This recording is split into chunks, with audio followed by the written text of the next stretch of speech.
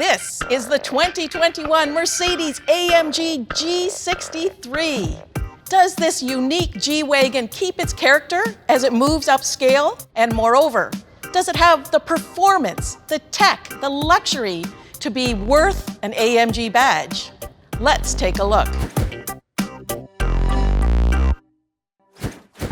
The G-Wagon is one of the oldest vehicles in the entire Mercedes-Benz portfolio. The original Geländewagen dates back to the 70s when it was developed as a military vehicle.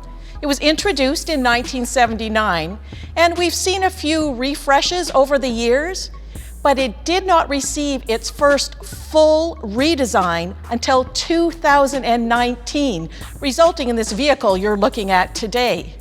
What does the G63 compete against? Well, some other big players, including Porsche Cayenne Turbo, BMW X5M, Maserati Lafante Trofeo, and even Mercedes-AMG's own GLE 63. This is the vehicle for the person who wants to stand out on the road, who wants a lot of power and performance. If they do go off-road, this thing is like a goat. And roll it all together, and this provides a raucous good time. The G-Wagon really has not changed a whole lot over the decades. It is still big, boxy, and brutish, and we love it that way.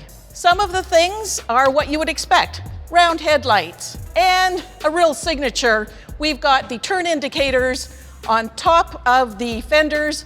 To denote that this is an AMG though, we've got a new grille. And if you come along the side, we've got the dual exhausts poking out here. In a retro nod, these door handles are a carryover from the predecessor.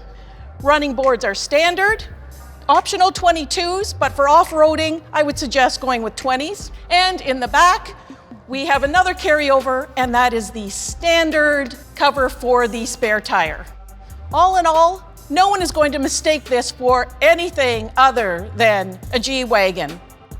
Mercedes did soften some of the edges, update a little bit, make it more modern. Not enough to turn off any of the loyalists, but maybe some of these touches are just enough to make some newcomers fall in love with the G63.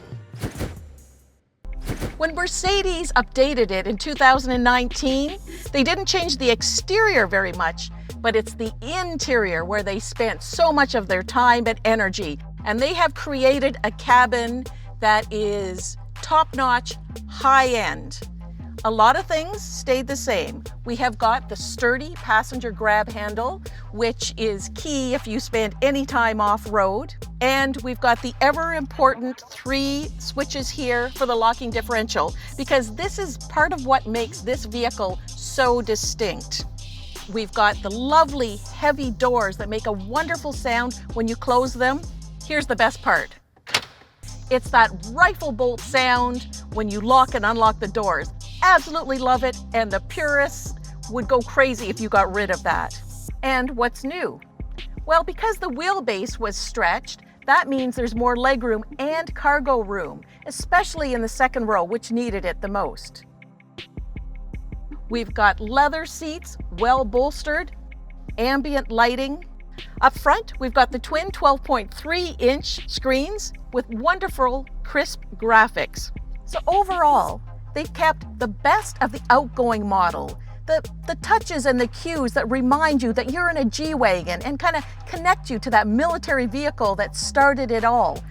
But they've given it more room, which is crucial, and added more tech and just more ambience and more sumptuousness, so that this is just a really lovely place to spend some time.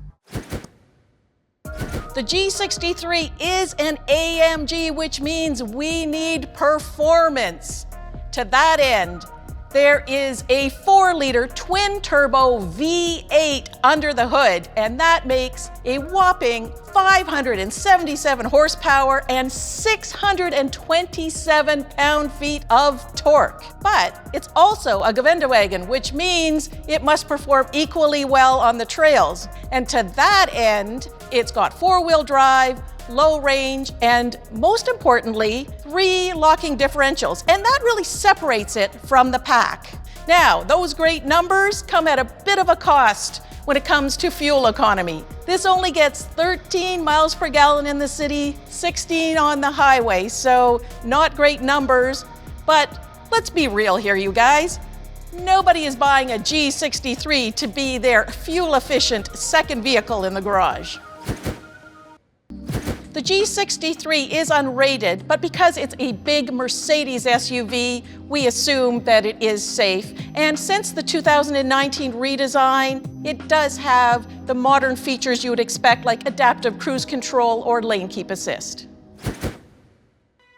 Being a G-Wagon and an AMG, the G63 is not cheap. The base model is $157,500, and this as-tested model is just over $180,000. That is about $40,000 more than the BMW, about $25,000 more than the Porsche, and a couple of thousand more than the Maserati. So yes, it is the priciest of a very expensive subset. But what you do get for that is an iconic presence, the history of the G-Wagon, unparalleled off-road ability, and just the ability to stand out on the road. What's the takeaway for the G63?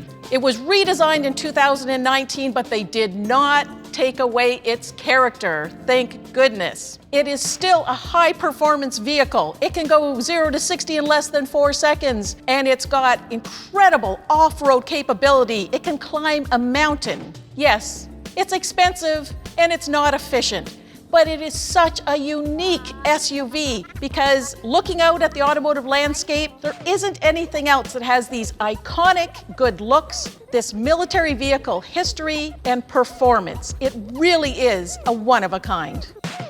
To see our vehicle rankings and the complete buyer's guide, go to motortrend.com/cars.